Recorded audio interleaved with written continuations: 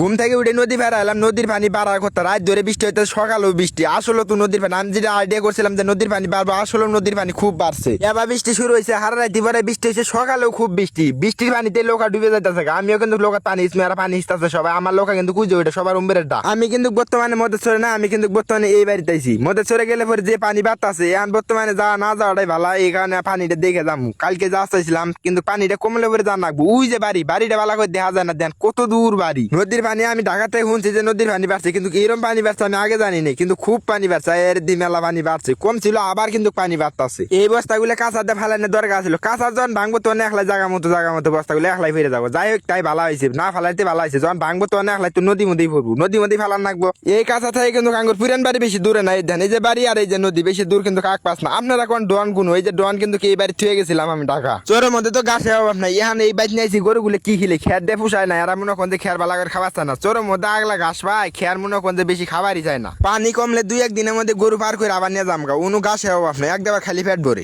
হ্যাঁ ওটা কি ফু মরে গেছে একলাই।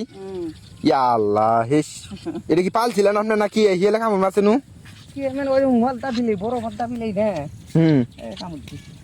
ইয়া আল্লাহ, দূরে থাকে মারেন। হাত দন